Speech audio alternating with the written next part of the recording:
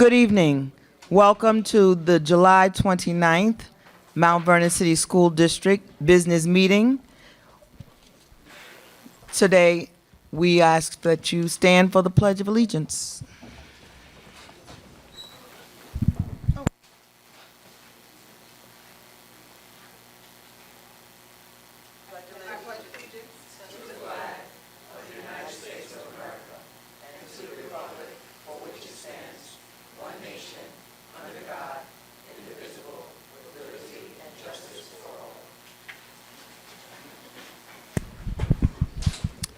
Trustee Brown.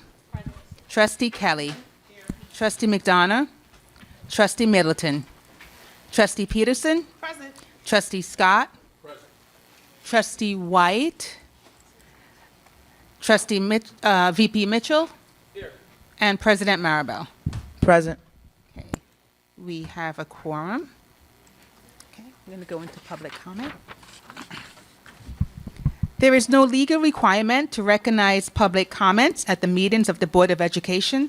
However, the board recognizes the critical importance of community discourse and involvement in the education of Mount Vernon's children, and accordingly, members of the public are invited to speak at each regularly scheduled board meeting, subject to the terms of the board policy. Please state your name, address, and the organization, if any, you represent.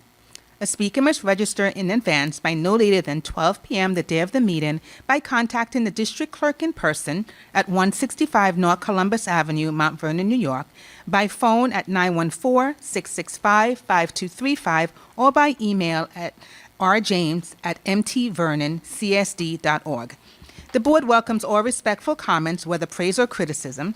However, identifying and criticizing a specific student, parent, teacher, administrator, other Mount Vernon education official, or employee is strictly prohibited. Any such complaint must be presented and addressed through the proper administrative channels. Each speaker is allowed 3 minutes to speak. Up to 1 additional minute may be used for the speaker to summarize and conclude their remarks. If appropriate, board trustees and/or the superintendent or other staff member at the direction of the superintendent may immediately respond to a speaker's remarks. Our first speaker this evening is Linda Castro.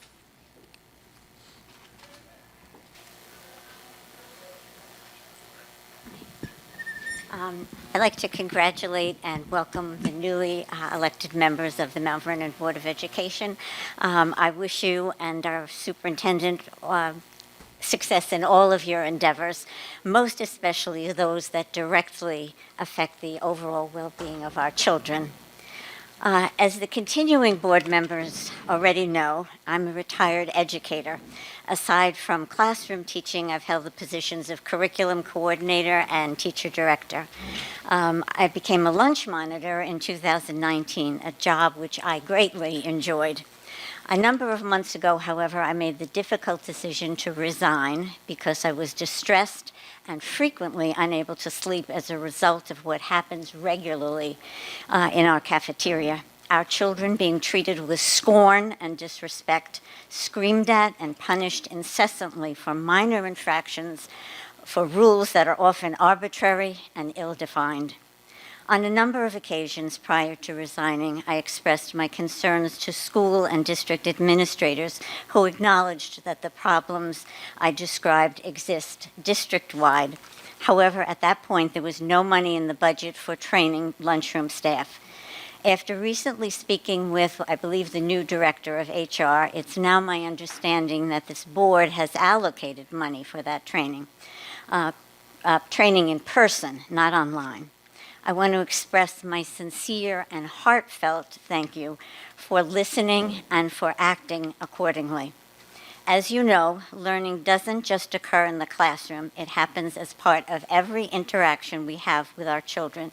If we want to give children a comprehensive education that will enable them to reach their potential in life, we need to teach them not only the 3 R's, but also how to have positive interactions with others, how to engage in stimulating activities productively, and how to handle difficult situations calmly. This all begins with the adults in their lives providing a welcoming and engaging environment, modeling positive behaviors, and treating children with respect and compassion. It is imperative that we treat our children with a respect and compassion that is based on the firm belief that they can and will succeed. The children of Mount Vernon deserve nothing less. They deserve the very best. Thank you. Thank you, Ms. Castro, for your continued service to the students and the families of the district. We appreciate you. Harry Soloway.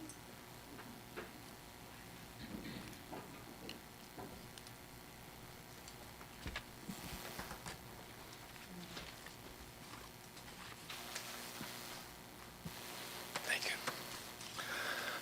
Good evening, trustees and community members. My name is Harry Soloway. I recently retired after 34 years as a public school special education teacher. The majority of my career was in Elmsford, a few miles north of here, and I would like to speak regarding the No Place for Hate curriculum. I'm an active member of the National Educational Association, the NEA. As you may know, the NEA is the largest union in the United States, counting more than 3 million members. Recently, the 7,000-member policy-making body voted overwhelmingly to cut all ties with the Anti-Defamation League, the ADL, stating that the NEA will not use, endorse, or publicize materials from the Anti-Defamation League, such as its curriculum materials or statistics, and including the No Place for Hate curriculum.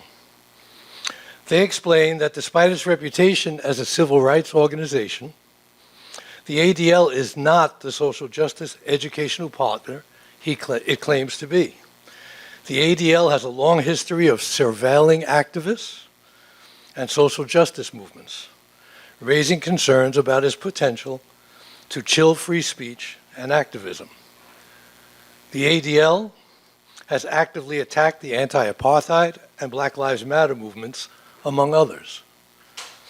Although the ADL positions itself as an anti-bias organization, it is primarily a facade for its true agenda of punishing critics of Israel and conflating legitimate criticism of Israel with anti-Semitism.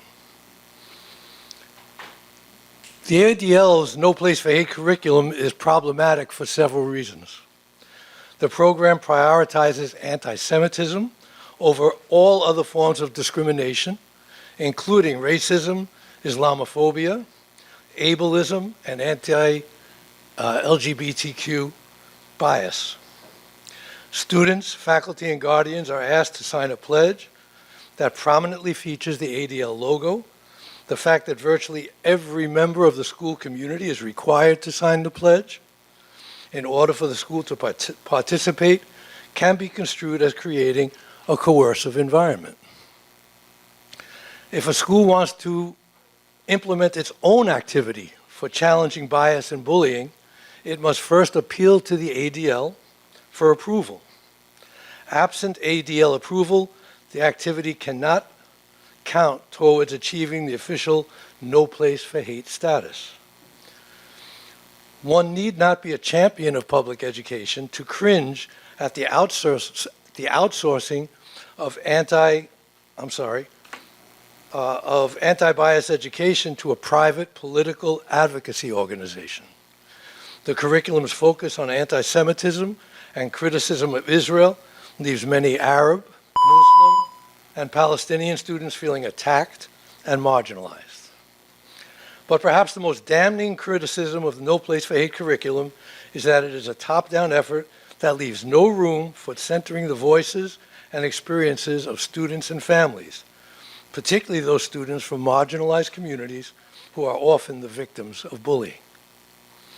It is a one-size-fits-all program that will not support the unique needs of the Mount Vernon community, nor does it encourage the deep and institutional reflection that would actually combat the debilitating hate and intimidation that is the inevitable result of school bullying. I urge the Board of Trustees to reconsider its commitment to the grossly flawed and dangerous No Place for Hate curriculum. Please please avoid the path of least resistance and seek an anti-bullying curriculum that truly addresses the critical and damaging issues of bullying, cyberbullying, and bias that threatens the well-being of our students every day. Thank you. Thank you, Mr. Soloway, for your comments. Jeff Monroe.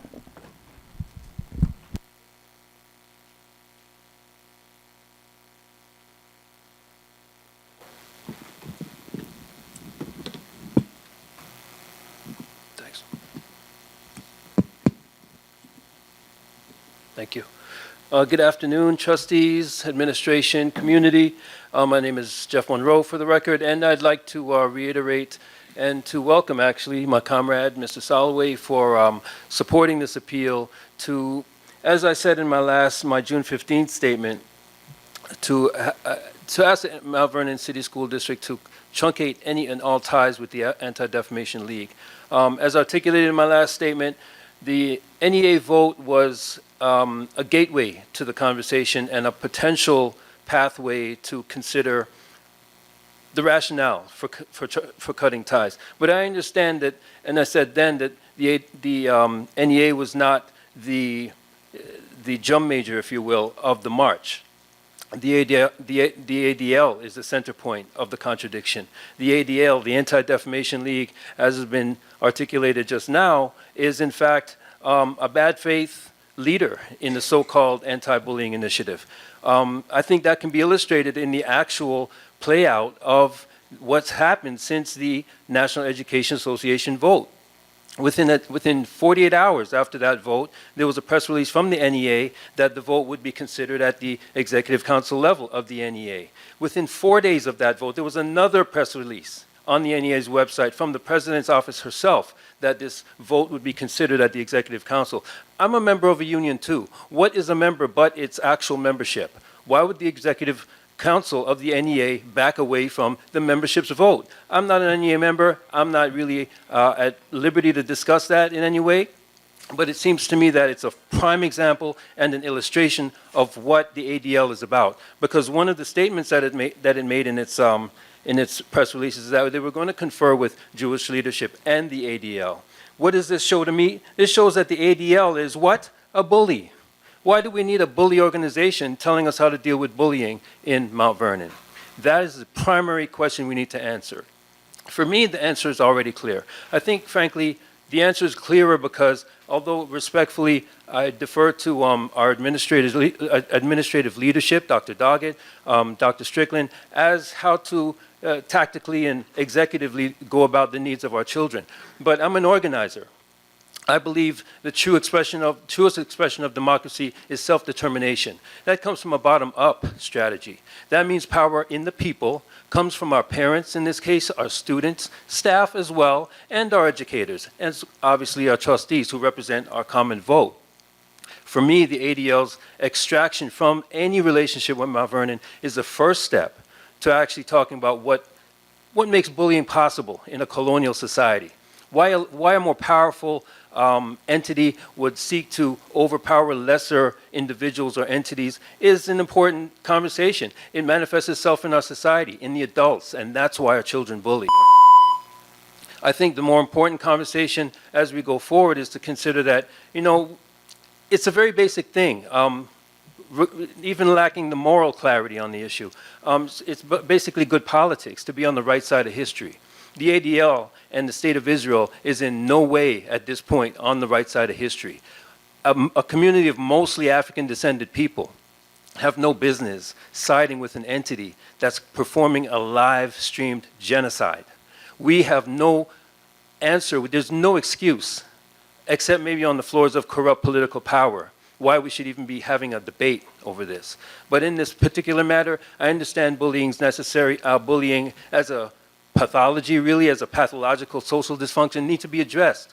I think we can talk to our students about it. I think the very conversation about why bullying exists is an answer to how we can come up with a curriculum if that's necessary. But let's consider that I know this is uncomfortable. We live in a community where this building is actually addressed on Columbus Avenue. I know it's an uncomfortable conversation. We're not ready for it, but we have to become bigger than whatever it takes to be ready. Thank you. Thank you, Mr. Monroe. I would like for Dr. Strickland, if he can, if he would respond to those comments regarding the No Place for Hate. Yes, great evening. I definitely have been hearing and doing my own research around the No Place for Hate curriculum.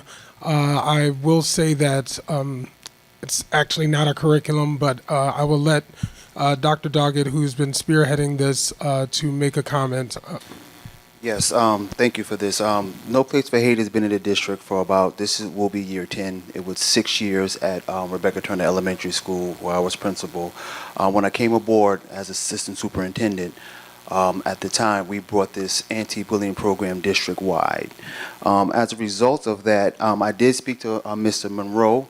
He brought us concerns to me at the July 12th Let's Talk, and he basically let me know about the National Education Association was taking a stance to boycott ADL, and he did send some articles and some research, and I did research from the article that he did send me, and on July 18th, the teachers union backed away from boycotting the ADL. The ADL and the NEA met with state leaders, civil rights leaders, including those of Jewish and Arabic communities, and made the decision to back off. So that's why we decided to still continue to move forward. But I did speak to Mr. Monroe and let him know that, we will, our goal right now is, now that we have this anti-bullying campaign, is to use what we have, sustain it, and throughout this school year, look for another anti-bullying campaign with parents as well. So it's not, we want to sustain this without using anyone. But right now, at the time, we cannot do that. And I did express that to Mr. Monroe. He will be a part of that process if the board decides to go that direction. Okay, thank you, Dr. Doggett. Mr. Monroe, have you agreed to work with us in order to find alternative programs for the No Place for Hate?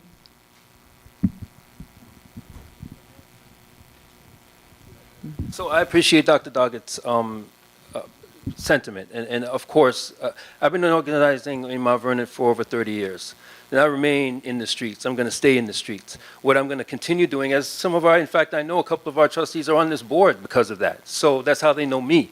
I'm not going anywhere. What I hope to do is to get neighbors and our students also in the same kind of collective power that we need. And really that's where we're going to have, I think, get the outcomes that we need. So obviously I'm committed. I mean, I shouldn't say obviously, but certainly I'm committed to answer your question. Thank you. But not just myself. I don't want to speak just for myself. We appreciate your service. Thank you.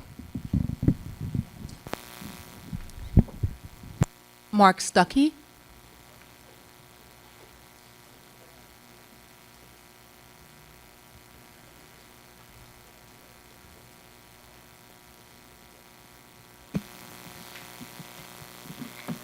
Good evening, everyone. Glad to be here once again. Before I start, may I have your name again, please?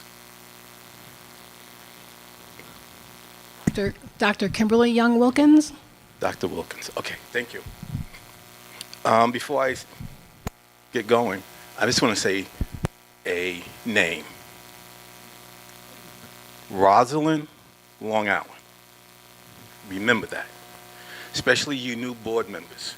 When you go for your training and you have your, whoever doing your training, say, do you know anything about Rosalind, Long Island? That's where we are right now. This is Rosalind. Rosalind was, years back, caught up in a big scandal of thousands, $1 million of theft that took place in Rosalind. We are I'm going to say, let me say this, my name is Mark Stuckey, Mount Vernon resident, Mount Vernon's whistleblower. We are in the same position. I came to the district about 3 meetings back about a donation. And within that time, please, don't wait a long time to get back to the residents and you know, to say we're going to give you an answer. You know, a week, do something sooner. instead of waiting a long period of time, because it winds up looking like we are back in the same rut of the old regime. And I do believe in this new regime very, very strongly. My heart is with you guys all the way, 100%. But don't let us down. Please don't let us down. The thing that's dealing with, and I'm speaking on, is the air conditioning system at Mandela. You have 3 units sitting up there, and it's been flim-flam by our $20 million budget that we had. That unit should be running and not having air conditioning come from other schools being put into that building. I'm working in there almost every day trying to put little things back together. I put up a wall that divides the refrigeration from the cooking area, putting baseboard molds in, painting the place up, and I actually come by and just take a look. I'm trying to do a lot of things to help this district. But the thing, if I'm not getting the support, I can't move forward. Rosalind, Long Island. We shouldn't look at Rosalind and say, wow, Mount Vernon is Rosalind all over again. Think about it. We're shutting down our buildings. And we need someone, Dr. Strickland, to oversee the movement that has taken place when the buildings are closed. Because if you're not looking, and hey, Mark sees everything, things are being taken out in broad daylight. Rosalind, Long Island.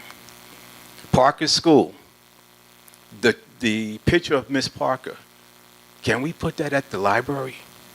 Not only the picture, but there's a bell. More people walk through the library than they do this building. You have pictures in your vault, I believe, that are hidden of people who wind up being on the board or past superintendents. Hidden. Let's put Miss Parker up. Let's put her in the library. That's history. It's bad enough our history is going down the tubes every single day. Let's try to preserve something. Thank you. Thank you, Mr. Stuckey. I would like to address your comments regarding the air conditioning. As you know, that when the board meets, we can only meet as a group. The last meeting that we had was July 15th, so we have not met since we had your discussion with you. We have referred your information to Dr. Strickland, who will be reaching out to you, and you will have a conversation, and there will be some review done, and then they will bring it back to the board for us to discuss.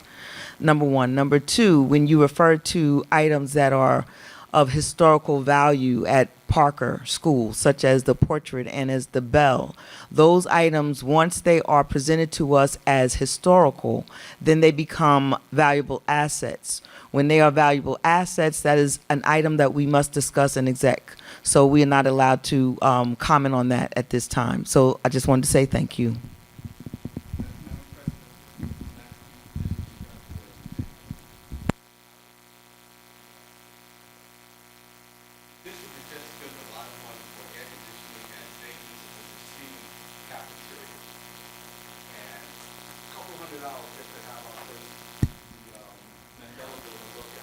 Right. With all due respect, Mr. Stuckey, you can have that conversation with Dr. Strickland, which will be sometime this week. Thank you. Thank you. Cynthia Crenshaw?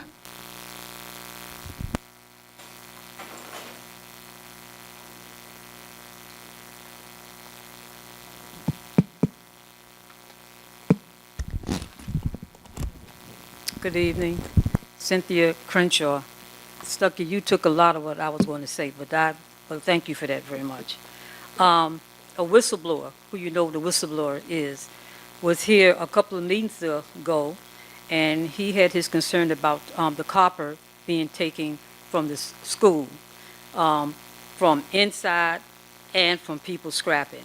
Mount Vernon has a large scrapping population. My question is, why is the cameras turned off in the schools that is closed? When I went there to see where the bell was, I went to the basement because that's where we knew the bell was. But come to find out, the bell was moved by exit A, close to the door, behind boxes. That bell is a lot of money and a lot of history. It's not in the basement anymore. Why it was moved upstairs by the door, I do not know. But, so, and I know that it couldn't walk up there, but you need to have securities in those closed schools because we have a big scrapping population. And they are taking coppers. I see that the air conditions are still in the windows at Parker. Maybe those ACs could go to Rebecca Turner. But you need to do something with the cameras in those schools. And my next thing is any status on the home of C.H. Parker. But I heard you, what you said, President, that I guess you're looking at what the value is, what's the asset, and if it's a big value, what is the problem there? That it has to be secured in the basement because it's a lot of asset? I mean, it was in the hallway at Parker School, coming and going, the picture. So that's an historic black picture, and it's part of our history in Mount Vernon, along with the bell. The bell is like back from the 1900s, when the schools was called by numbers. It was at school number 4, which is Nathan Hale, and then it was changed to Parker. That is history that we need to keep in Mount Vernon, the bell and the picture. The fourth thing I want to say, to the monitor, and I just want, this is just a question. Did you walk the halls of the schools that was, that's being, closed?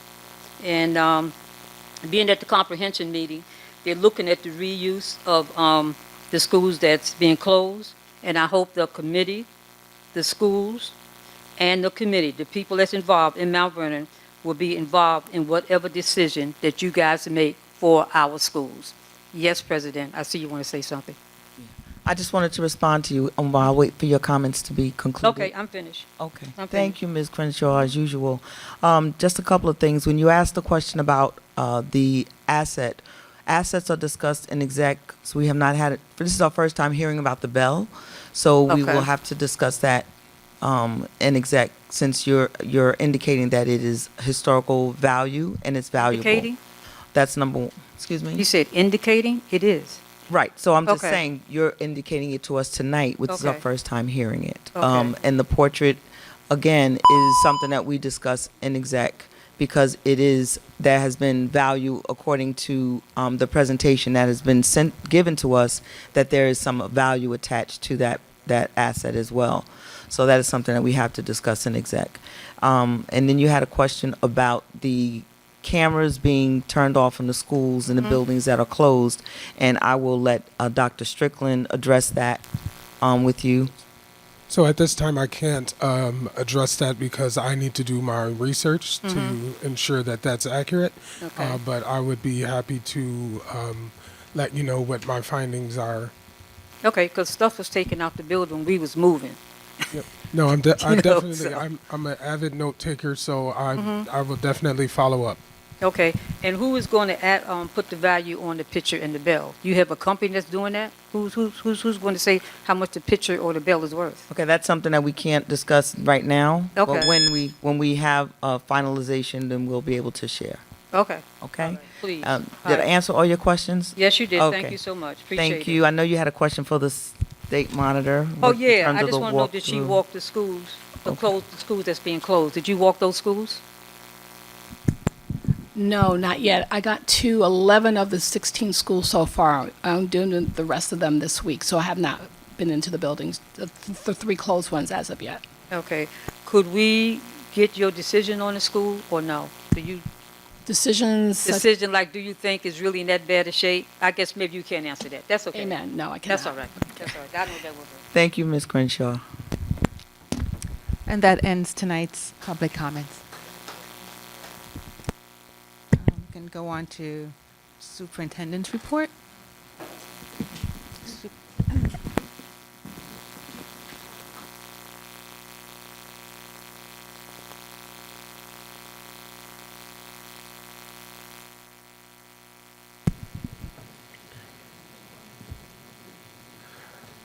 Great evening, President Maribel, Vice President Mitchell, Board of Trustees, and to all the students, staff, and families in the city of Mount Vernon. I am Dr. Demario Strickland, and this is my July Superintendent's Report. The district website has a dedicated page for all news and information regarding the state monitor, including what her role will cover. This page can be found at the top of the navigation bar. The final hearing will be held on August 5th to discuss the financial performance in the district. We look forward to seeing you there. LaJuan White will be joining our district this Friday, August 1st. Before her role in coming to the to the Mount Vernon City School District, she served as a science teacher, igniting a passion for learning within her students. She also has helped communities build new schools and provide additional educational resources to their students. We want to definitely welcome LaJuan White, our new Assistant Superintendent of Pupil Personnel Services. Thank you. Mount Vernon's Jewel Box is your window into the vibrant environment that defines the jewel of Westchester. In the first edition, summer programs were highlighted to showcase how they assist in students' academic success. Last week, I focused on community collaboration, focusing on the immense importance of family engagement. And this will be something that comes out every single Friday, so you can find it on Facebook, Instagram, and or YouTube. During the summer, the district has been providing various educational programs for our babies to keep them engaged in their academics year-round and prepare them for success. For our high school students, there are the Lehman Scholars and Smart Scholars programs, giving them the opportunity to earn college credits before they graduate high school. The district is also hosting a Regents Prep and Credit Recovery course, allowing students to fulfill their requirements for graduation during the summertime.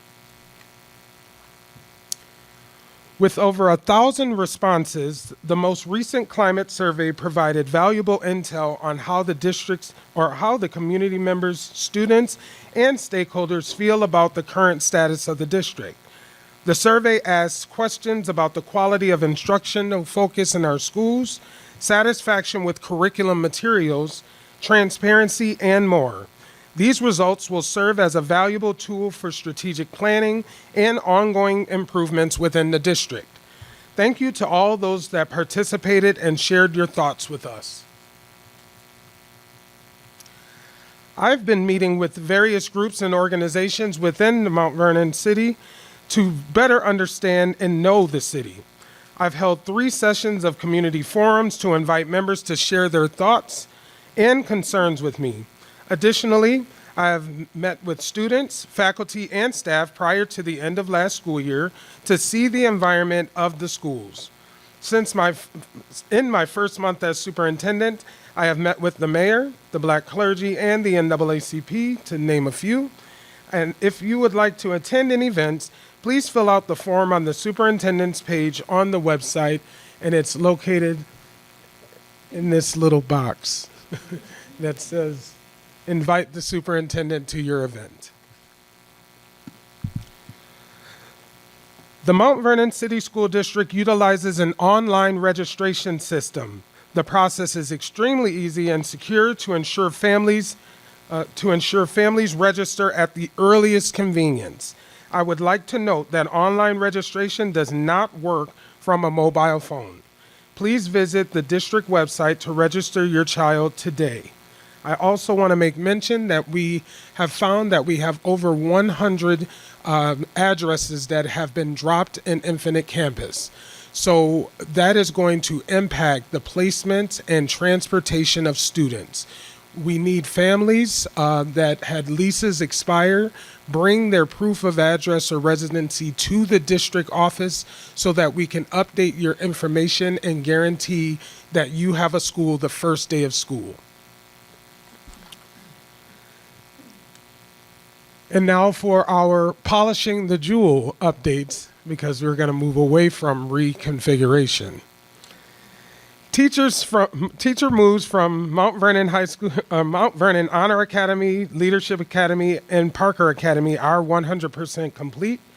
Additionally, a majority of Parker's Mount Vernon Honors Academy and Leadership Academy IT equipment, such as desktops and monitors, are packed and ready to be moved.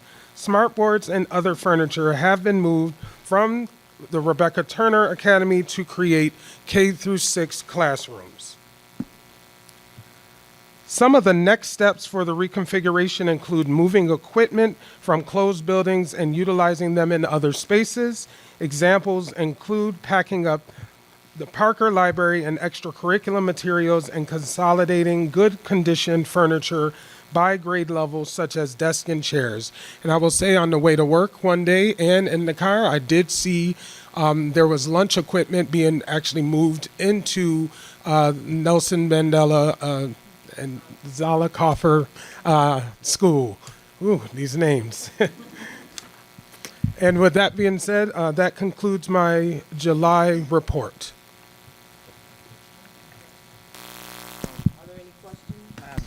Are there any questions? Trustee Mitchell. Okay.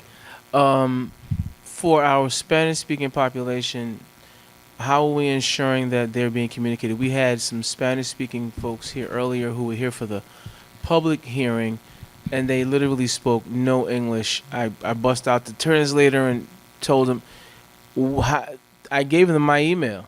Yes. They'll email me in Spanish, and I'll translate it and send it to you. But how are we making sure that those families are being alerted in their language via phone call, in the mail, and email? How are we doing that? So some of the platforms actually have translators within them. We unfortunately don't have the staff that actually can go and physically translate all the materials so that it could actually meet the needs of our Spanish population. I do know that some of the copiers actually will translate the information.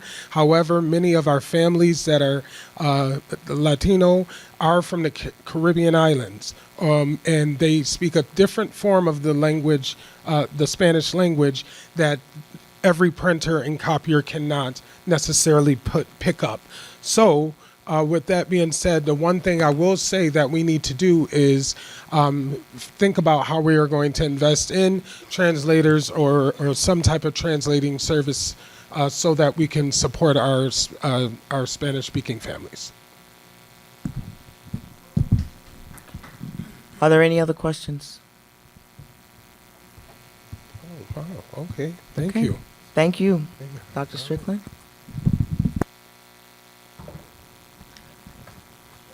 We're going to move on to Follow up on old business. Is there any old business that the board would like to entertain?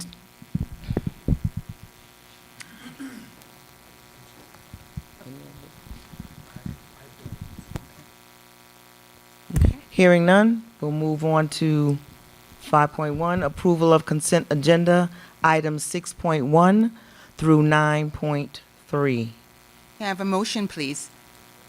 Motion. Oh. Okay. Questions, concerns, discussions? All in favor? Any opposed? Abstain? Motion carries. We'll move on to items, resolutions submitted after the work session, beginning with 10.1. Can I have a motion, please? 10.1, authorization to hire security monitors for district-wide summer programs. Motion, please.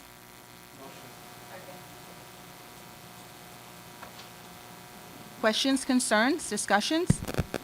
All in favor? Oh,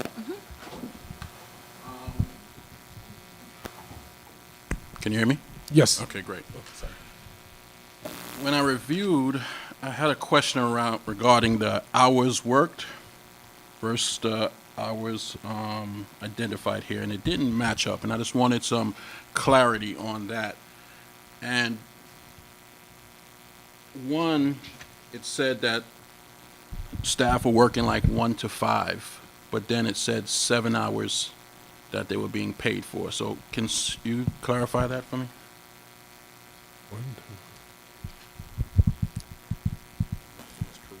Oh, that one. So first and foremost, just an FYI, these individuals have already begun working. This was actually held up in the transition between myself and Dr. Smith, and I do need to put that out there.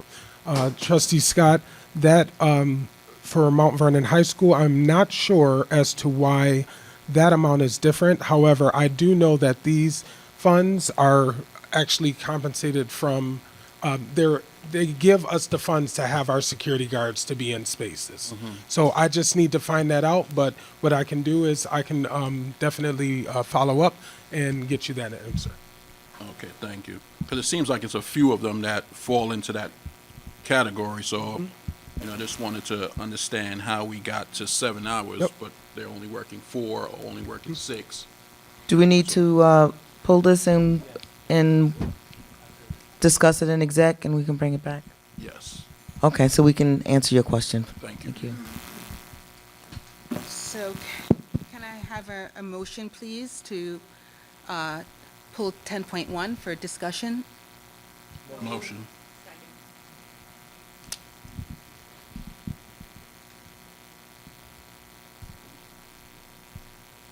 All in favor, pulling? Aye. Aye. Any abstain? Any opposed? Okay.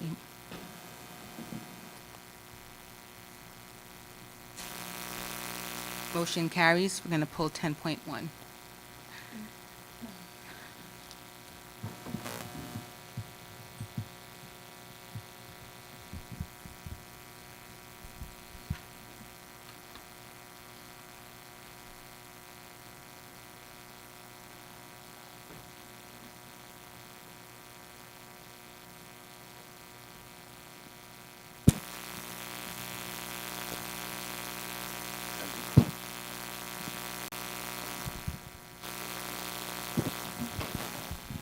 Okay. Can I have a motion, please, for 10.2, authorization to pay Mount Vernon STEAM Academy teachers to participate in online training for AP Calculus? We have an amendment on the floor. Yes, if you look at the date for August 4th to August 7th, that needs to be changed to August 11th and August through August 14th.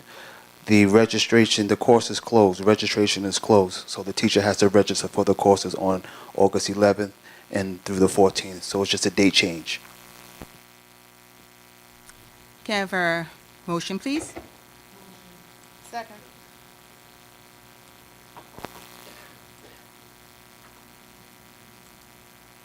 All in favor? Aye. Any opposed? Opposed?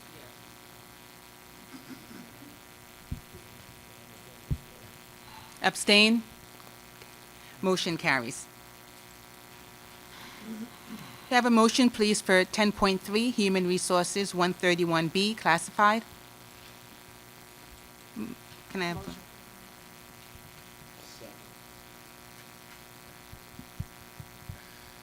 Questions, concerns, discussions?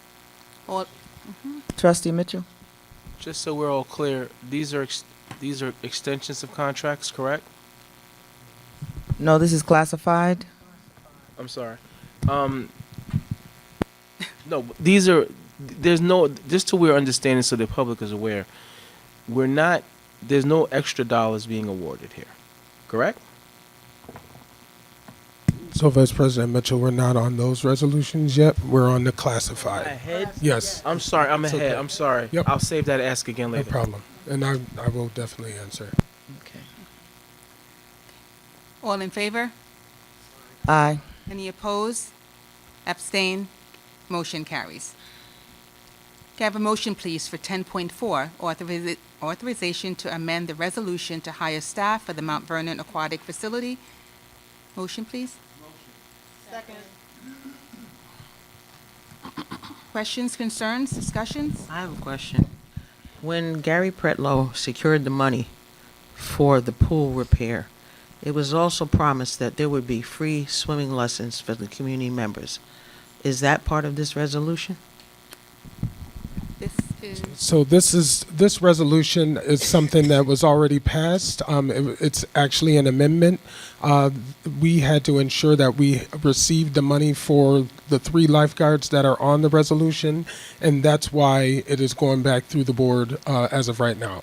So as far as that question, I can't answer that at this time, but I'll definitely do some research and finding out. You're welcome. Any other questions? all in favor? Any opposed? Abstain? Motion carries. Can I have a motion, please, for 10.5, authorize an agreement between Lisa Sartori and the Mount Vernon City School District. Motion.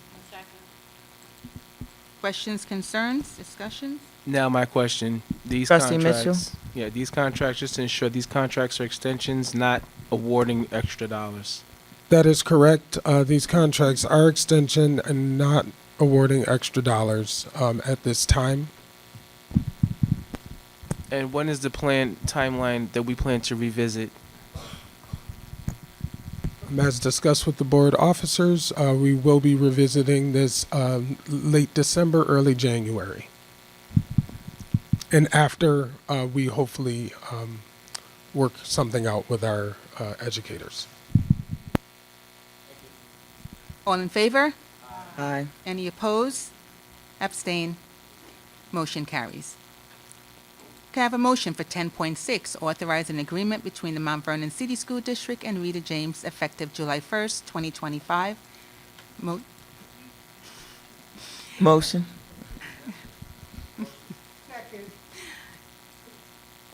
Questions, concerns, discussions? All in favor? Aye. Any opposed? Abstain? Motion carries. Can I have a motion, please, for 10.7, authorize an agreement between Jawan O'Brien and the Mount Vernon City School District as the school district treasurer? Motion, please. Motion. Second. Questions, concerns, discussions? All in favor? Aye. Any opposed? Abstain? Motion carries. Can I have a motion, please, for 10.8, authorize an agreement between the Mount Vernon City School District and Sabian James effective July 1st, 2025? Motion. Questions, concerns, discussions? All in favor? Aye. Any opposed? Abstain? Motion carries. We're going to move on to 11.1 for our motion, please, for a first reading for district personnel device, policy number 5695. Can I have a motion, please? Motion. Okay. Questions, concerns, discussions? All in favor? Aye. Any opposed? Abstain? Motion carries for the first reading. District personal device policy. The Mount Vernon City School District recognized the importance of maintaining focused, respectful, and academic rigorous environment.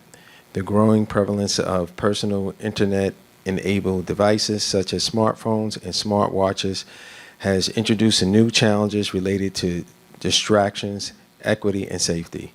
In response and in accordance with the state law, the district prohibits students' use of personal internet-enabled devices during the school day.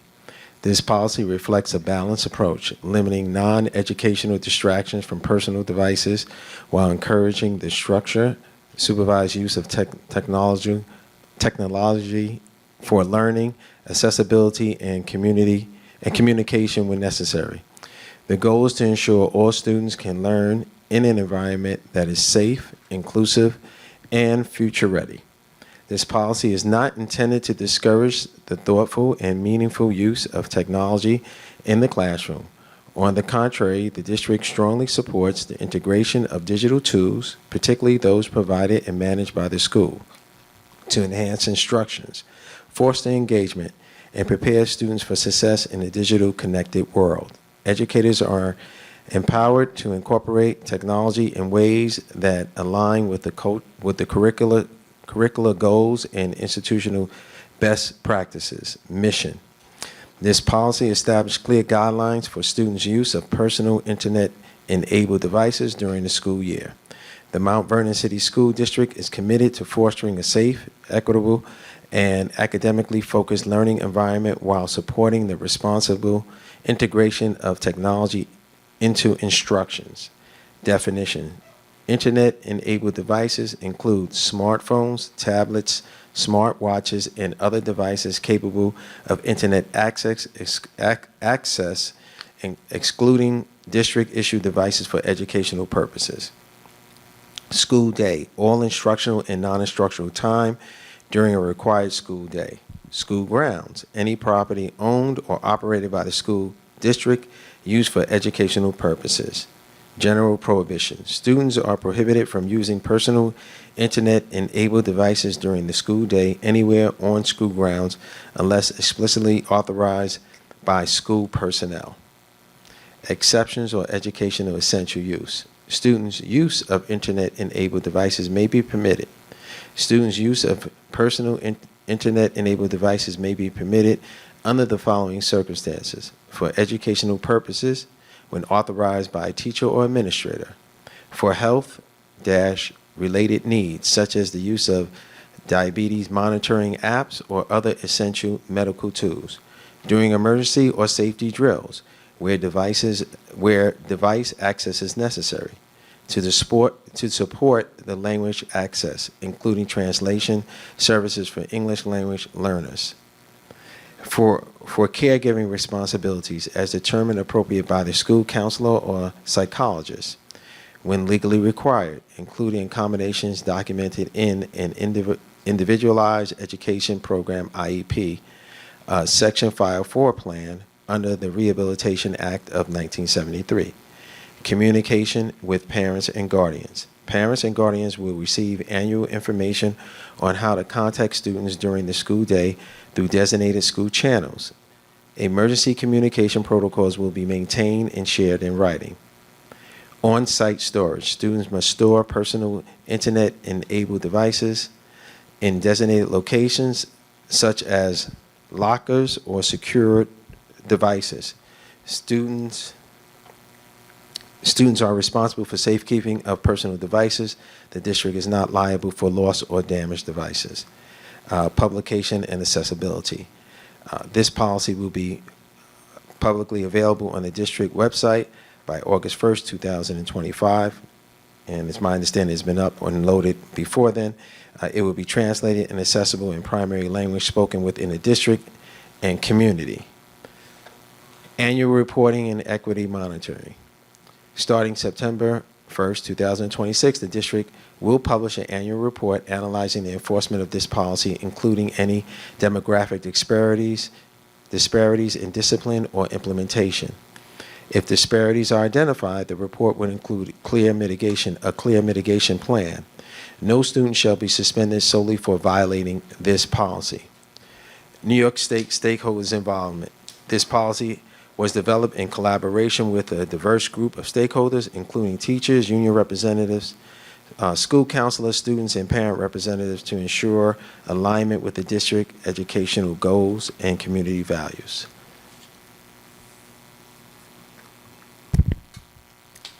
Can I have a motion, please, for 11.2, authorization to waive the second and third reading of the district personnel device policy number 5695. Motion, please? Questions, concerns, discussions? All in favor? I do have a comment. Oh. I just want the public to know that this is a mandated policy issued by the governor of the state of New York. The school districts do not have an option. We have to implement this policy, and it is due by August the 1st. That is the reason why we are asking for the board to waive the second and third reading, even though we normally would have a second and third reading. We have to have it implemented by August the 1st. We are behind the 8 ball on this. And today is July 29th. So we are asking for your support in waiving the second and third reading of this policy. Thank you. Okay. Are there any other questions? Are there any other questions? All in favor? Aye. Any opposed? Abstain? Motion carries. Have a motion, please, for 11.3, authorization to adopt policy number 5695, district personnel device.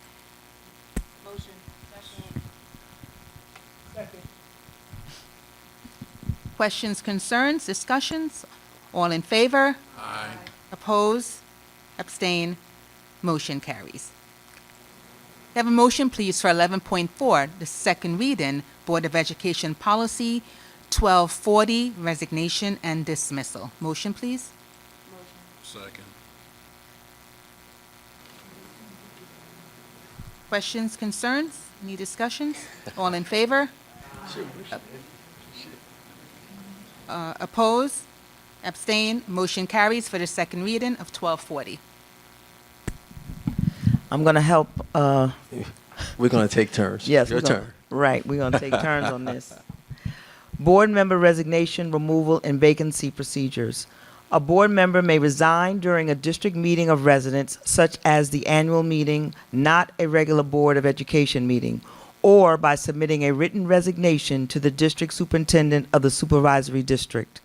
The superintendent must approve and endorse the resignation and file it with the district clerk. Alternatively, a board member may resign under Public Officers Law, Section 31, by submitting a written resignation directly to the district clerk, who must then notify both the school board and the State Board of Elections. A resignation may only be withdrawn with the consent of the individual to whom it was submitted, either the district clerk or the BOCES district superintendent.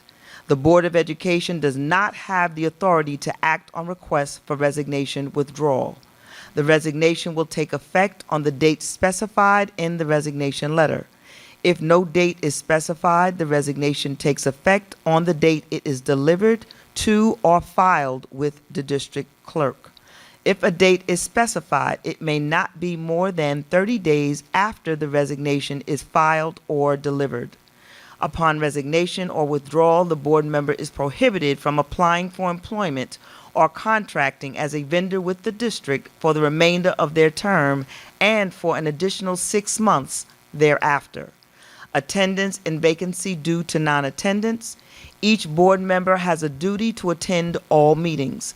If a member refuses to attend 3 consecutive meetings after being properly notified and fails to provide a satisfactory explanation for each absence, the board may declare the office vacant. Board member removal. A board member may be removed from office by the Commissioner of Education for willful violation of law, neglect of duty, or willful disobedience of any decision, order, or regulation issued by the Commissioner. Additionally, the Board of Education may remove a member for misconduct related to their role. If the board considers removal, a written statement of the charges must be served on the board member at least 10 days before the hearing. The board member will be given a full and fair opportunity to respond to the charges before any decision is made. Upon dismissal, removal, that board member is precluded from seeking a Board of Trustee position for 3 years after the last day of that board member's term. Filling a board vacancy. As a small city school district, the district is not required to fill a board vacancy resulting from death, resignation, removal, or refusal to serve. However, the board may choose to fill the vacancy by appointment for a term that ends at the next annual election, at which time a new member will be elected to complete the unexpired term. To make an appointment, a majority vote of the remaining board members is required. Alternatively, the board may call a special election within 90 days to fill the vacancy for the unexpired term. If the vacancy is not filled by appointment or election, the district superintendent of the supervisory district may appoint a competent individual to serve until the next annual election. A person elected or appointed to fill a vacancy will assume office immediately upon filing the oath of office. Education Law, Sections 306, 1607, 1706, 1709, 17 and 18, 1804, Section 1, 2103, Section 2, 2109, 2111, 2112, 2113, 2502, 2503, and 2553. Public Officers Law, Sections 30, 31, and 35.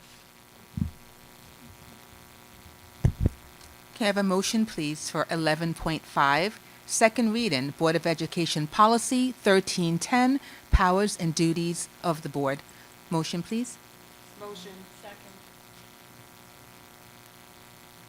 Questions, concerns, discussions? All in favor? Any opposed? Abstain? Motion carries for the second reading, 1310. Okay. Powers and duties of the board. Small City School District, Board of Education Powers and Duties Overview. As a small city district, the Board of Education shall exercise its powers and duties as defined in New York State educational law, primarily under Articles 33, 35, 37, 51, and 53, along with all relevant federal and state laws and regulations. In general, the board is responsible for the overall supervision, management, and control of the district's educational affairs, and is vested with all powers necessary to execute these responsibilities as granted by the New York State law and the Commission of Education. Board member roles and authority overview, policy and leadership. The board serves as the policy-setting body responsible for hiring and overseeing the superintendent. The board delegates the administration of schools to the superintendent. 2. Oversight responsibilities. The board is tasked with the financial and legal oversight of the district and ensuring that the district's educational objectives are being met. 3. Authority and individual roles. Board members derive authority only in their collective capacity as part of the corporate board. Individual board members do not possess authority to act independently of the board's decision. When interacting with the public in their roles as board members should exercise caution and distinguish their personal opinions or opinions as parents from the official stance of the board. Goal setting. The board collaborates with the superintendent to establish annual goals for the district. Superintendent evaluation. The board evaluates the superintendent's performance semi-annually. Internal board goals. The board sets specific goals for its own internal operations each year, which are separate from the district goals. Self-evaluation. The board conducts an annual self-evaluation adhering to best practices standards to ensure high performance and accountability for board members and the board. Decision-making process. The board aims to make decisions by consensus whenever possible, though some decisions may require a majority vote after a thorough and reasonable discussion period. Binding decisions. Once a decision is made by the board, it is binding on all members. Board presence in the community. Board members should maintain a visible presence at schools and community events. The board president and the board members will agree on designated visit school lists. The visiting board member in advance should notify the superintendent or the designee and the visiting school principal or the designee of the proposed visit date. The principal will assign and escort during the visit. However, board members are to avoid visiting schools as a trustee where there are direct family relationships to prevent any appearance of nepotism unless attending a special event. Approval and oversight responsibilities.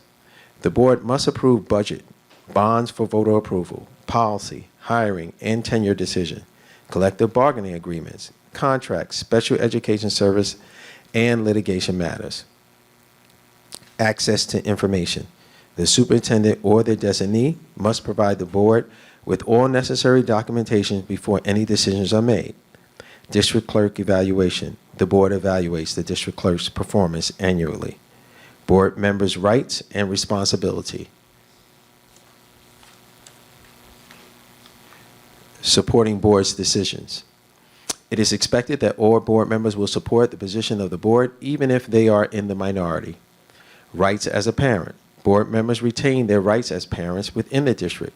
When acting in a parental role, members should make it clear by saying, for example, I am calling as a parent, and then present the student's name. Volunteer for officer canvassing.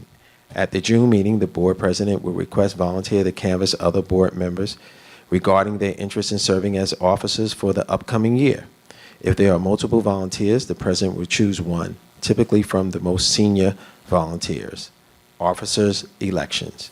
At the annual July reorganization meeting, the designated canvassers will present their findings, after which the election of the board officers will take place.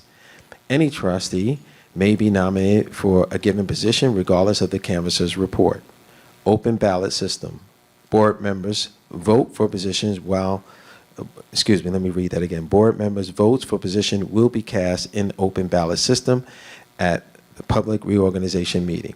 Education Law Section 1604, 1709, 1804, and 2503, and reference to Policy 6540. Okay, thank you. Due to the duties of the president of the Board of Education, I'd like for the Vice President Mitchell to read that one. Sure. Thank you. I'll do a motion. 1 second. Can I have a motion, please, for 11.6, second reading, Board of Education Policy 1321, Duties of the President of the Board of Education. Motion, please. Questions, concerns, discussions? All in favor? Aye. Any opposed? Abstain? Okay, motion carries. Board of Election Policies, Section 1000 Bylaws, titled Duties of the President of the Board of Education, Code 1321, Status Active, adopted July 12, 2006 through 2025.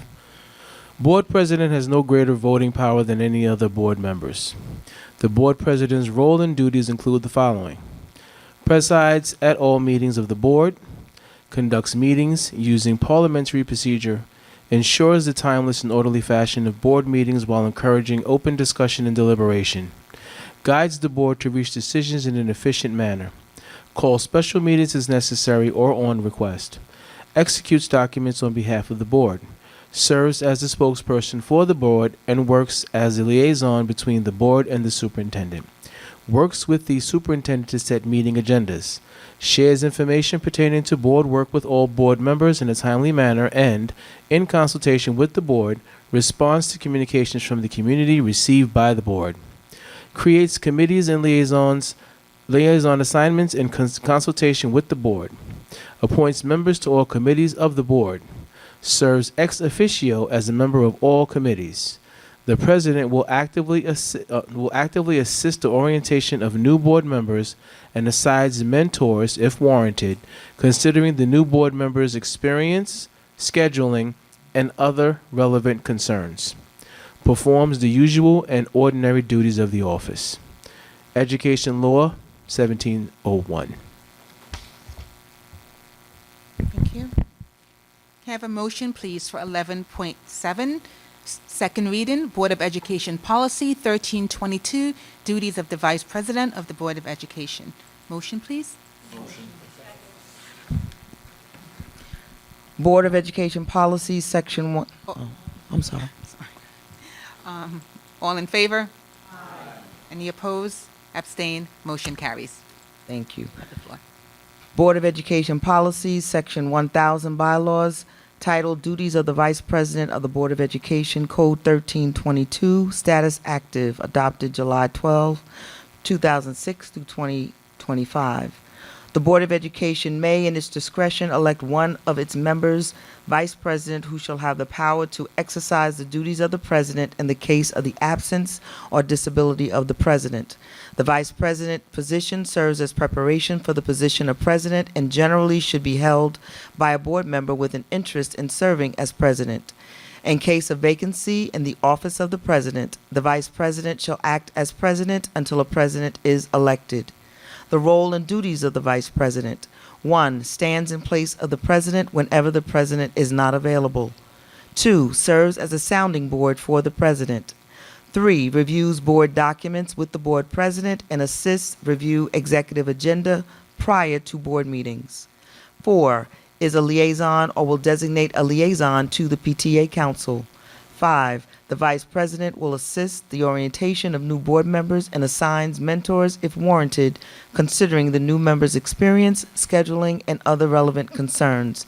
Education Law, Section 1701.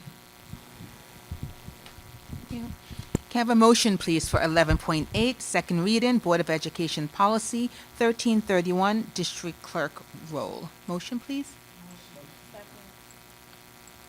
Questions, concerns, discussions? All in favor? Any opposed? Abstain? Motion carries. Thank you. Just for the public's edification, you will often hear adopted. That's the year that the policy was drafted, and you hear the year, most likely 2006, and then you hear July 2025. That is this current board and the previous current board review and revision of the policy. So it gives a date stamp as when the last time the board reviewed it and made changes. So with that being said, Board of Education Policies 1000 bylaw, duties of the district clerk 1331, status active, adopted July 12, 2006, reviewed and revised July 2025. The district clerk will be appointed by the board at his annual reorganizational meeting and will serve for a period of 1 year. The clerk's duties: attends all meetings of the board and keeps a record of its proceedings and records by name those in attendance. Prepare minutes of meetings of the board, obtains approval of the minutes by the board at the next meeting, signs the minutes to signify their official standing, and forwards copies of minutes to each member of the Board of Election. C, sends notices of special meeting to members of the board, contacts and communicates with members as required. D, see that proper legal notice and announcements are published on all specification and items out on bid in accordance with state law. E, maintains an up-to-date record of the board policies and bylaws. F, delivers to and collects from the president or vice president such papers for signatures as may be necessary. G, distributes notice to the public announcing availability of copies of the budget to be presented at the annual district meeting in compliance with the requirements of state educational law. H, administers oath of office as required by Section 10 of the Public Officers Law. I, gives written notice of appointment to persons appointed as inspectors of election. J, calls all meetings to order in absence of the president and vice president. K, assumes other duties customary to the office. L, in the district clerk's absence, a designee appointed by the board will assume all district clerk responsibilities and duties, takes minutes of the meetings, noting opening and closing times of them, and action taken. The above duties of the clerk are not intended to be complete, but should serve as a comprehensive guide in undertaking the duties of this office. The district clerk shall perform such other duties as may be assigned from time to time by the board. Education Law 2121, Public Officers Law 104. Thank you. Can I have a motion, please? 11.1, authorization to discuss policy 1510, which is the regular board meetings. Motion, please. Okay. Questions, concerns, discussions? Now's the time. All in favor? Any opposed? Abstain. Motion carries for 1510 discussion.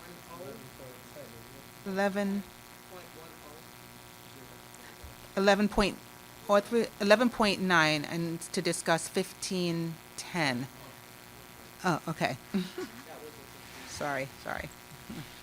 You ready? Well, you guys want to talk about it first. Mm-hmm.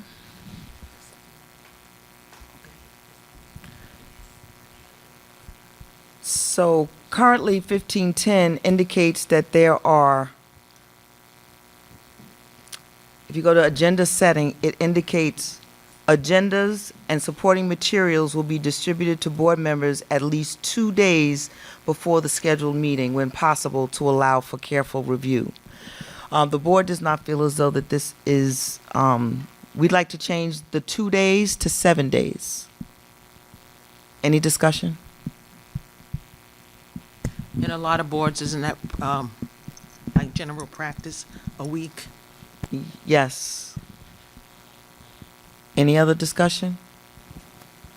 Okay, so when we read it, we will change the at least 2 days to 7 days, the second reading. Thank you. And if I forget, please check me. This is long. Okay. So motion, please, for 11.10, second reading, Board of Education Policy, 1510, regular board meetings. Motion, please. Questions, concerns, discussions? All in favor? Aye. Any opposed? Abstain. Motion carries for the second reading. Board of Education Policies, Section 1000 Bylaws, Title Regular Board Meetings, Code 1510, Status Active, adopted July 12, 2006, revised 2025. Board of Education Meeting Protocols, Open Meeting Requirement. All meetings of the Board of Education must be open to the public except for portions that qualify as executive sessions under the Open Meetings Law. A meeting is defined as an official gathering of a public body for the purpose of conducting public business. A public body refers to any entity composed of 2 or more individuals that requires a quorum to conduct business, including committees and subcommittees. Executive sessions. Executive sessions will be held only for matters permissible under the Open Meetings Law. Discussions in executive session are strictly confidential and not open to the public. Regular meetings. The Board of Education of Mount Vernon City School District will hold regular meetings on the date and time established at the annual reorganizational meeting unless modified during subsequent board meetings. Regularly scheduled board meetings will generally take place either on the 3rd and/or 4th Tuesday of every month. If a meeting date falls on a holiday, the meeting will typically be rescheduled to the nearest Wednesday or another Tuesday. The first Tuesday of each month will be designated as a work session. If a work session date falls on a holiday, the work session will typically be rescheduled to the nearest Wednesday or another Tuesday. Meetings will generally begin at 6:30 p.m. Executive sessions, if necessary, will typically take place after the public portion of the meeting. Additional meetings. Additional meetings may be scheduled as needed to continue discussions on key topics or to hold executive sessions regarding specific personnel matters, contract negotiations, or litigation. Board members should keep Tuesdays available for these additional meetings. All meetings will adhere to the Open Meetings Law and will be announced with at least 72 hours in advance notice. Notifications for other meetings will be given as soon as practicable. Agenda setting. The responsibility for setting the agenda is shared by the superintendent, board president, and vice president. The superintendent will prepare the initial agenda and collaborate with the board president to review, board president and vice president to review it for each meeting. The agenda for each meeting will be prepared during the week prior to the meeting. Board members wishing to add items should contact the board president at least 1 week before the meeting. Agendas and written reports requiring action will generally be posted on board docs the Thursday before all board meetings. Paper copies will be made available upon request. Agendas and supporting materials will be distributed to board members at least 7 days before the scheduled meeting, when possible, to allow for careful review. The agenda and related materials will also be made available to the superintendent, designated staff, news, media, and members of the public, students, and parents by way of board docs. Public requests. If individuals or groups wish to bring matters to the board's attention, they should submit their requests in writing to the superintendent, who will then present the matter to the board. Any items added to the agenda after it has been disseminated to board members will be announced at the start of the meeting. Such items may be excluded by a majority vote of the board. Meeting notifications. The district clerk will notify board members of each regular meeting in advance. The notification will include the meeting agenda and time. If a meeting date conflicts with a legal holiday, overlaps with another local meeting, or if board members are unable to attend to form a quorum, the board will select a new date for the meeting during the previous regular meeting and instruct the clerk to notify all members. Adjournments. A meeting may be adjourned to a future date and time by a majority vote of the board members present or as otherwise mandated by law. Committee reports. Board members will provide periodic reports at the board business meetings on their activities as committee members and liaisons. Committee reports should be brief and focus on key points. The board president has discretion to preclude questions from board members to committee members for which the board member is a participant, as those questions should be addressed to the committee members sitting on the committee at the committee meeting. If a written report is necessary, the committee chair will inform the board president. Superintendent and staff attendance. The superintendent and designated staff members shall attend all board meetings except when topics concerning the superintendent's evaluation, employment status, or salary are discussed. The board may request the attendance of additional individuals as needed. Video conferencing and public notice. If video conferencing is used for a meeting, the public notice will indicate that video conferencing will be utilized. Provide the locations for the meeting and inform the public of their right to attend the meeting at any of the locations. Live streaming of meetings. Board business meetings will be streamed live and recorded for future viewing. Working sessions may either be streamed live or recorded for future showings unless otherwise stated. Working sessions are public meetings. Working sessions are public meetings generally scheduled once per month, typically on a Tuesday when no other board meeting is scheduled that evening. These sessions provide additional time for board members to discuss business issues, but no public comment will be taken during these meetings. Business decisions will not be made during public work sessions. Schedule considerations. In planning the annual meeting schedule, the board will aim to have 1 week each month without any school board meetings scheduled. Board meeting dynamics. Respectful listening. Members agree to listen to one another with an open mind and avoid interrupting. 2. Facilitated discussions. The board president will ensure that all members have an opportunity to speak. If necessary, the president may request that members take turns commenting on an issue with the rule that no one speaks twice until everyone has spoken once. 3. Focus on the discussion. The board president will facilitate the focus of the discussion. 4. Time limit for public meetings. The goal for public meetings is to adhere to a 2-hour time limit. 5. Preparation for meetings to make the best use of time. The board members shall inform the superintendent and board president in advance of any items they intend to raise that may require preparation or research. Similarly, the superintendent will refrain from introducing any unexpected issues. Public Officers Law, Article 7, Education Law, Sections 1708 and 2504. Note refer also to Policy Number 1520, Special Meetings of the Board of Education.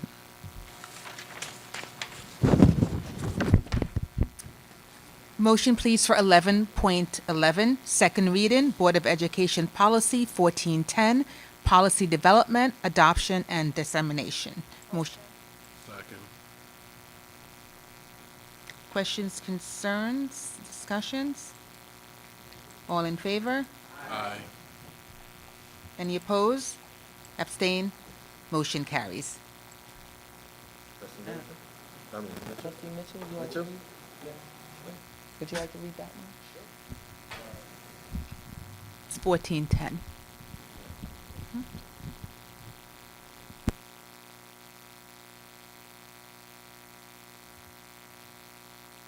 Thank you.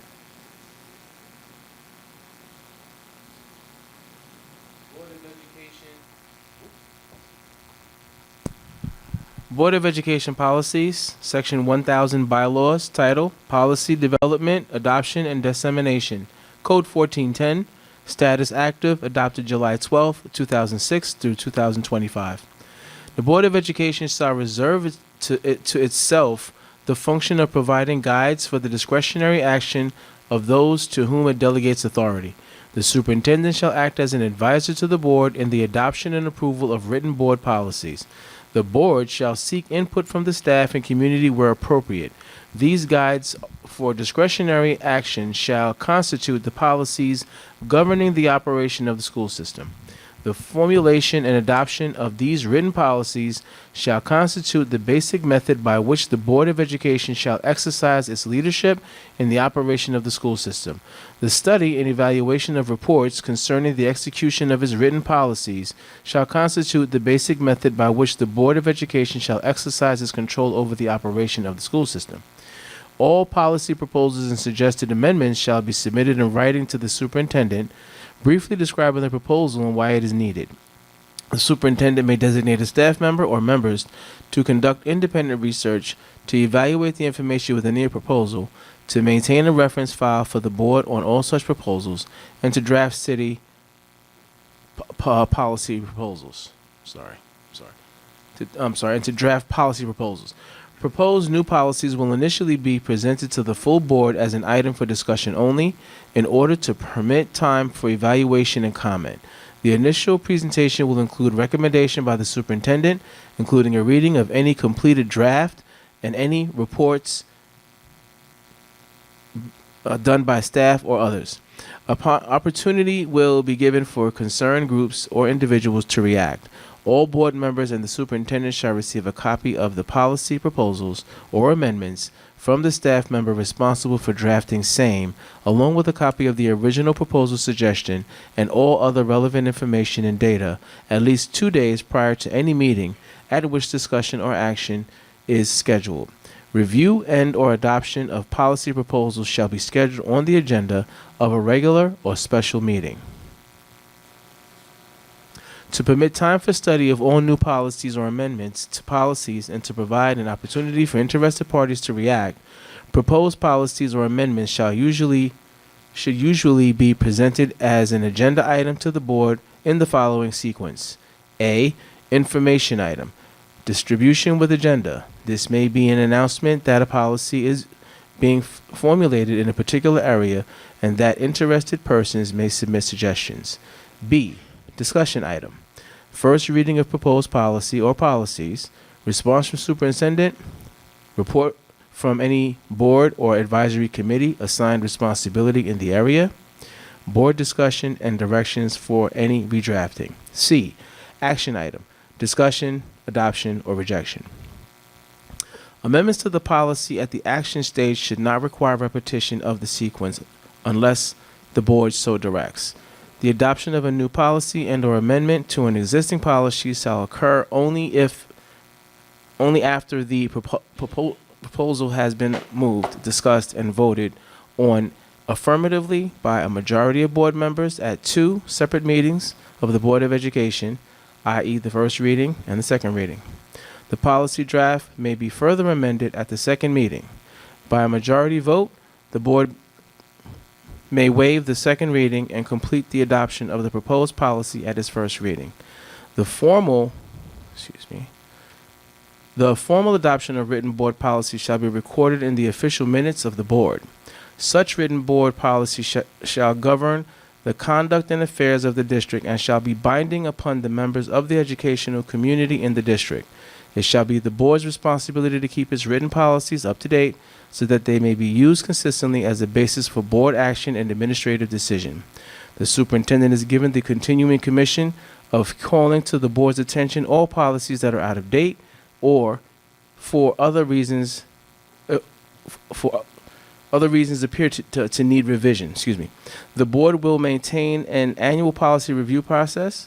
As policies and regulations are added, revised during the year, the district clerk will make available to board members current copies of all board-approved, new revised policies and regulations. Each board member is responsible for keeping their manual updated. At least annually, the district clerk will prepare an updated table of contents for all policy manuals. Policies will also be available on the district website. Suspension of policies. When considering Suspending policies and board adopted regulations, the board should thoroughly discuss the reasons for suspension and find suspension absolutely necessary. Policies and board adopted regulations will be subject to suspension for a specific purpose and limited time by a majority vote of all members of the board. Policy dissemination. The Board of Education recognizes the need for widespread familiarity with district policies and regulations. The superintendent will establish and maintain a plan for preserving and making accessible the policies adopted by the board and the regulations needed to put them into effect. All manuals distributed to anyone will remain the property of the board and will be considered as on loan to anyone or any organization in whose possession they might be at any time. The manuals are subject to recall at any time for updating. Thank you. Goals. District goals. There will be a goal-setting meeting with the superintendent and assistant superintendents no later than July 31st to discuss district goals. The superintendent will draft those goals for board review by mid-August and will share the final goals with the community at a public meeting in the early fall of each year. The superintendent will provide reports on progress towards goals throughout the year as appropriate. In addition, the superintendent will report annually on progress towards academic goals. Board goals. The board will develop its own goals, separate from district goals, at its annual retreat in July or as soon thereafter as practicable. Such goals will be related to internal board workings, not the work of the district. The board will review its progress on said goals mid-year and at the end of the year. The board will share the final goals with the community at a public meeting in the early fall of each year. Education law sections 1604-9, 1709-1 and 2, and 25032. Also refer to Board Policy 1411, incorporation of policies into district's policy manual.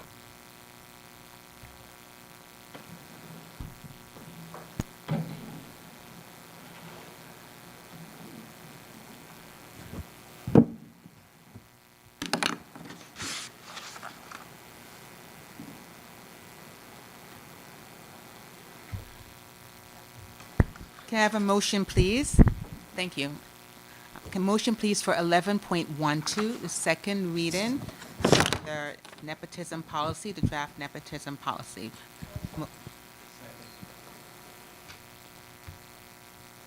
Questions, concerns, discussions? All in favor? Aye. Any opposed? Abstain? Motion carries for the second reading. Nepotism. Purpose.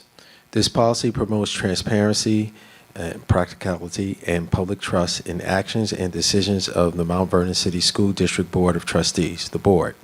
It ensures compliance with New York State General Municipal Law, Article 18, Educational Law, and Public Officers Law 74, Section 74, and establish ethical standards to prevent nepotism and conflicts of interest in all board-related matters. Scope.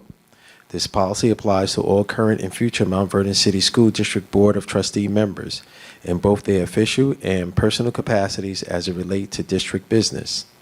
Definition. Family members. It includes, but not limited to, trustee spouse, domestic partner, child, parent, sibling, grandparent, grandchild, in-law, step relative, or any person residing in the same household as the trustee. Conflict of interest. As defined in General Municipal Law, Section 800, Subsection 3, a conflict of interest arises when a trustee has a direct or indirect financial or personal interest in any decision or action before the board that may impair the trustee's objectivity or independence of judgment. Nepotism. The act of using one's position to benefit a family member or employment, contracting, or any official matter regardless of merit. Prohibited conduct. Hiring and supervision of family members in accordance with Education Law, Section 3016, and relevant case law. No trustee shall recommend, advocate for, participate in deliberations, or vote on any family member's hiring, appointment, promotion, evaluation, demotion, or termination. 2. trustees shall not use their influence directly or indirectly to affect employment decisions involving family members or any employees. B, voting on matters involving family or financial interests. Pursuant to General Law, Section 801, trustees shall recuse themselves from any discussion or vote where they or their family members have a direct or indirect financial interest. 2, a trustee with such interest must publicly disclose the nature and the extent of the interest in the board minutes and refrain from participating. Acceptance of gifts. Consistent with Public Officers Law, Section 74, 3D and F, trustees shall not solicit or accept gifts or gratitudes exceeding $75 in value, whether in the form of money, services, goods, or favors from any individual, entity, vendor, or contractor doing or seeking to do business with the district. 2, this prohibits includes indirect gifts or favors to family members or others that may reasonably be interpreted as attempting to influence the trustee's actions. Disclosure requirements. A, annual disclosures. As required under General Municipal Law, Section 812, each trustee shall annually file a disclosure statement listing any actual or potential conflicts, including family members employed by the district or involved in the district contracts. B, ongoing disclosures. Trustees must promptly report in writing to the board president and the superintendent any new or evolving circumstances that may present a conflict of interest or appearance thereof. Ethics and conduct standards. Trustees shall adhere to the standards of conduct set forth in Public Officers Law, Section 74, which includes 1, acting in the public's best interest and avoiding any appearance of impropriety. 2, refraining from actions that may impair their independence of judgment or use of confidential information for personal gain or otherwise. And 3, maintaining transparency and fairness in all board dealings. Enforcement and consequences violations of this policy may result in the following: public censure by the board, a letter of admonishment, or a note to file. B, the board shall vote to initiate an investigation into the into the alleged violation. If the violation is substantiated, the board members in question will be presented with formal charges followed by a removal hearing. And C, or 3, referral to New York State Education Department or Commissioner of Education under the law, Section 306. Policy administration. The board president is, in consultation with the district council, shall be responsible for overseeing compliance with this policy. Trustees are encouraged to consult legal counsel when questions arise about potential conflicts. Thank you. Can I have a motion, please, for 12.1 to enter into executive session for the purpose of discussing pending litigation, the financial history of a particular person or corporation, or matters leading to the appointment, employment, demotion, discipline, suspension, dismissal, or removal of a particular person or corporation, and to receive legal advice on a pending matter. Can I have a motion, please? Motion. Okay. All in favor? Any opposed? Abstain? Motion carries. Executive session, we will not be returning to this room, so we want to thank you for attending our business meeting tonight.